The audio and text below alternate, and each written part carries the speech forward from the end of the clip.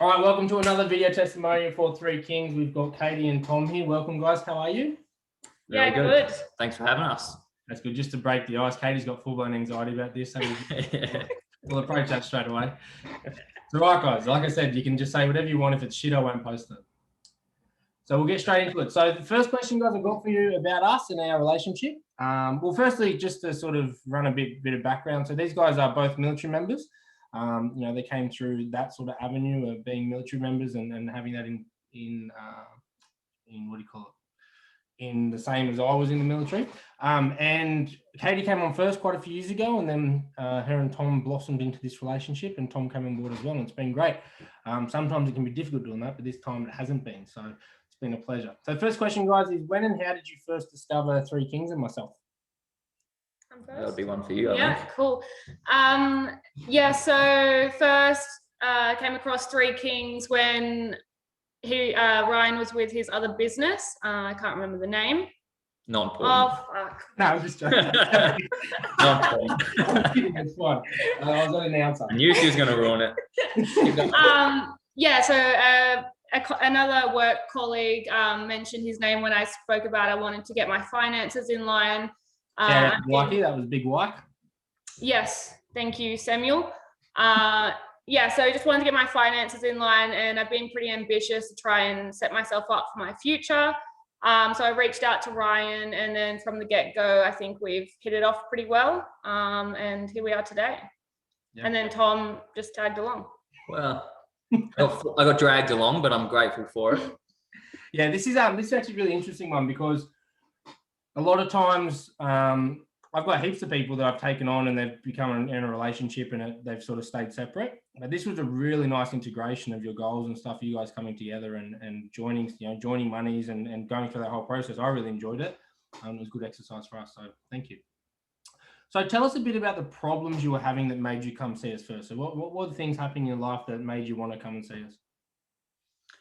Well, for me, I wasn't goal driven at all. I had no goals. I was just stuck in that loop. And I think a lot of people are of just getting a paycheck, putting in your bank account and just making sure that you've got some kind of money there. But there was no thought process into my future. Katy was a bit different. She had goals and she knew what she wanted to achieve, but she didn't know how to achieve them. Katy's very ambitious, by the way, for anyone who's watching this. Katy came to me at like 7 years old, I feel like she was. And she was like, I want to be a billionaire tomorrow. And I was like, okay. Yeah. I want 5 houses by Friday. It hasn't changed, but by knockoff. Yeah, but it's really good. She is so driven, and it's made me follow as well. So now we've gone from, well, I have anyway, gone from just blowing my money on food and piss, nothing really, just wasting it away to actually we still do things, we still have money to do things, but actually allocating money to specific things. And it's really nice to see it growing now. Yeah. And Katy, I think something that was really impressive with you, like I used to target clients on certain income levels, right? Like I used to say, you've got to have this much income, but Katy, for anyone watching, Katy was actually the person that changed my whole mindset on that, my whole business model, because straight up, Katy joined the military. Anyone knows when you start as a trainee in the military, you don't earn a lot. They pay you peanuts, but she had more savings and was saving more money than some of my clients on 200, 250K a year. And it blew my mind because she was so young.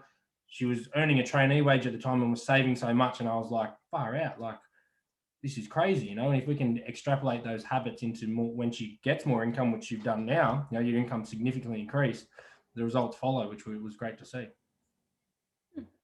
Yeah, good chat, Katy. Right. All right. So, guys, how was that problem, Tom, Katy? How was that problem before you said that problem that you had that made you see us? How was that impacting your life from an emotional or level from that sort of sense? Well, I wouldn't say that it was stressful, but it was in the same sense that you kind of watched. Was it more annoying, Tom? More annoying to you that you just didn't like frustrating? Yeah. It was just like. You just watch, you know, your birthdays come through and you're in the same spot. You haven't got any more money. I didn't. It was just, you know, I always had money, you know, like by money, I mean, you know, a few grand in the savings, but it never went anywhere. And I just had a whole bunch of shit that I didn't need. What was the question? Yeah, so I started waffling on. No, that's fine. How was that problem impacting your life before seeing us? Well, yeah. Well, I suppose it wasn't so much impacting my life as it just wasn't helping it at all.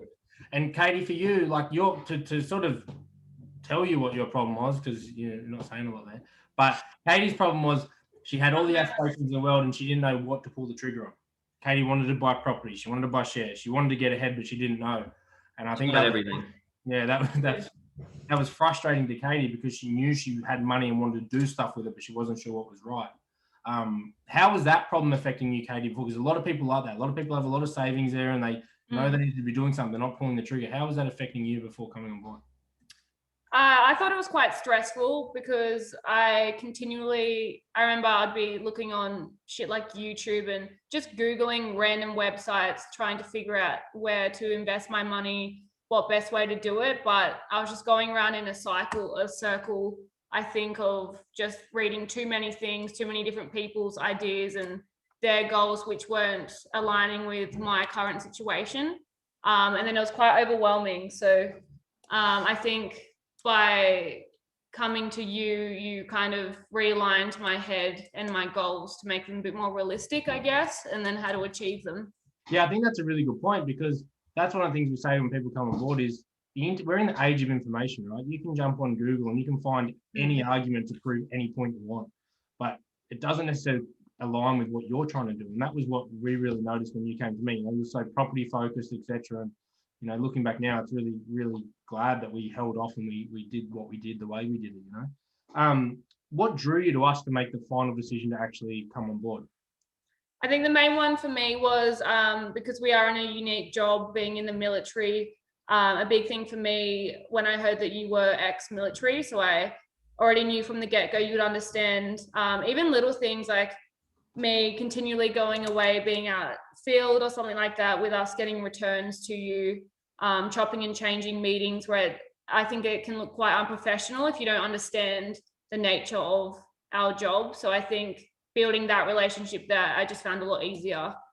I had to actually explain that to Izzy when he come on board, because he'd try and ring you and you'd be like, I don't know, anywhere. And he was like, I can't get through. I'm like, yeah, bro, she's outfield. Just have yeah. It doesn't work like that, brother. He's like, oh, okay. I think the other thing that Katy loved, which I wasn't sure she would, I had to test her a few times, and I think Tom loves as well, is just my no bullshit approach. Like, I'll tell you straight how it is. And some people hate that, but you guys seem to love and thrive off that, which I appreciate. Yeah, well, you get used to it. Tom also likes when I wear stringer singlets in meetings, apparently. So. You're yet to do it, so. I'm not going to do it. Izzy will. Izzy will 100% do it. So how has your experience been like so far? Good. Really good. Yeah. Yep. Can't fault it, really. Good. I mean, we've only, how long have I been doing this? I've been with you, I think, for 2.5, 3 years, maybe. And then about a year for me. Yeah. I think so. The results, and I have to calm Katy down sometimes because when she goes off on her tangents about how she wants to be rich and everything, I like to remind her, mainly for me anyway, what I look like now in terms of assets and just savings to what I look like a year ago. Yeah. And it's completely different. And a lot of that, was COVID. We got into the shares market when that was low, but still. Yeah, that's a really important point, Tom, because what I got to say as well is these guys at the moment, because of the situation, we don't have Katy and Tom on full memberships. They're on the cash flow membership basically because when you're in the military, there's not a lot we can do from super and insurance sort of perspective. But so we're running more so from the investment and the cash flow stuff with these guys. And it's really good because Katy wants to move fast, wants to move ahead fast. And sometimes we have to reel her in and remind her how well she's doing for her age and taking things slowly. And, Tom, I think you're probably the opposite, or we're the opposite. And it's a really nice balance to have you two guys there because we're guiding you at the right pace towards. And you guys are a great example of when we say to people, if you've got an issue, like if there's something, instead of sitting at home, letting your head tick over about money, just book in. And you guys do that. You guys are probably one of my best clients at booking in the chat, which I appreciate because that's what we want. We want your head ticking over, but we don't want it taking over the rest of your life. We just want to talk about it, which is really good. How has your situation improved since being a client? Well, I have an investment property and I think we have a fairly decent amount in shares. So I think financially we're a lot more stable and are on the right track to an early retirement. And we're on a good track to hopefully get another investment at the end of the year as well. Yeah, we won't disclose any numbers here, but for your guys' age, you guys are doing very, very well, and that's the thing we always have to remind Katy of. She forgets how young she is and how well she's doing. But you guys are doing very, very, very well, and at the end of the day, it's all on you guys. You guys have done everything. All we provide is the opportunities and give you the analysis and tell you when not to pull the trigger on stuff, and that's what you guys have been doing, which is really good. What have you enjoyed the most of the process so far? Afterpay.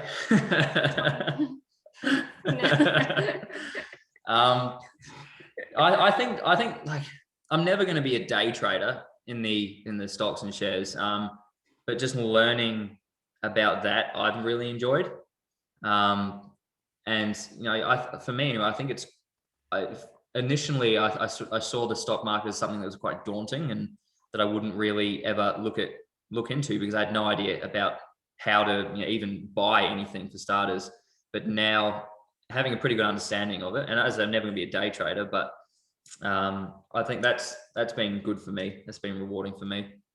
Yeah, we to sort of give clarity to anyone watching this, we give options to our clients. We make sure their foundation's set up, and then we sometimes we invest for clients, and sometimes we have clients who want to invest themselves. And to make it very clear, Katy especially was very property focused when she came on board.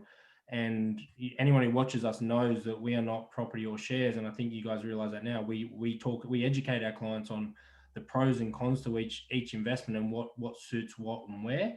And that has allowed you guys to dip your foot in the market and do it with it. You guys have done it all yourself, just with my guidance on education and stuff, and go from there, which has been a really nice thing to see you guys grow in that aspect. And like you said, we're looking to get more property at the end of the year. So it doesn't mean we're property versus shares. It was just looking at what we can do when, staying flexible so we can take advantage of opportunities, which we have, which has been a really nice learning curve for you guys as well.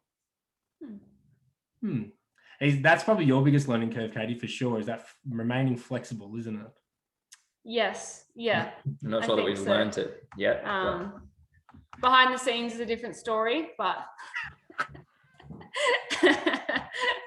Look, if Katy got her way with property the first time around, they definitely would not have been in a position to get into the share market. Yeah. So what would you say to us? So we've got a lot of people who follow us, and they're just, they have that. And this is what I loved about you, Katy, coming on, is you just jumped into it, right? Like most people at your age doing what in the position you are, I've got heaps of them that will be watching this now. They think I don't have enough money. I don't make enough money to see a financial advisor, and they're waiting to be in a better position, and that can take forever. What would you say to those people who are watching and are thinking, yeah, I need one, but just not yet. I need to do other stuff first. What would you say to those guys? I don't think you ever need to do other stuff before getting started. It's never too late to start, but you're also, every day you wait is a day you're behind. I think that you could be growing not only yourself in learning about your future retirement, but also about like shares and the market. So I think never too late to start, but every day you wait is a day you're lacking. Yeah, well said. And Tom, for you, what do you think, how do you put value on the ability to be able to just call someone up and jump on a call when you just, like, most people see financial advisors they just manage our super or just do our insurance or they just get us returns, right? But seeing with, you guys pay to be clients, and how do you see the value of just having someone there to be able to be kept accountable and also just to jump on a call and run ideas by? How valuable is that to you? Oh, it's extremely valuable because I'm a bit of an idiot. So, so I'm not going to go watch a YouTube video like Katy will do. So for me to be able to have someone that I can just talk to and that I trust is invaluable. And that initial, the payment, it was quite daunting for me. To pay the financial yourself to do these services initially was quite daunting. But even just allocating my paycheck to specific things, I don't even notice it anymore, and it's well worth the money in my eyes. Yeah, good. I think because that's something that people really downplay, and you don't see that value when I'm taking on people. It's always like, what return can you get me? And they try to think, how much money can you make me? But they don't see this stuff until it happens, is that just the ability to take the stress away and have someone on the end of the phone you can call and just talk an idea through, or, you know, all that real simple stuff that you don't think about until it actually happens. And that's where the most value comes from, you know? All right, last question, guys. Katy, you're almost off the hook. On a scale of 1 to 10, how likely would you be to refer us to other people? Well, considering I've already referred a few different people, including a couple, I would say 10 out of 10 for referring you. Thank you. Appreciate it. We need, Tom's got to pick up his game. They've got no one coming through from his end yet. Because I don't have any friends. All right, guys. Thank you so much. Anything else you want to add before we shut up? What was that, sorry? Anything else you want to add before I stop the recording? No, just, I mean, if anyone is watching this and they're thinking about it and they're, you know, If you're mulling it over in unsure, their mind, do it. you just got to do it, really. It's just take the plunge. Thanks, guys. I appreciate it. Thank you for coming on. I'll speak to you soon. Thanks. Peace.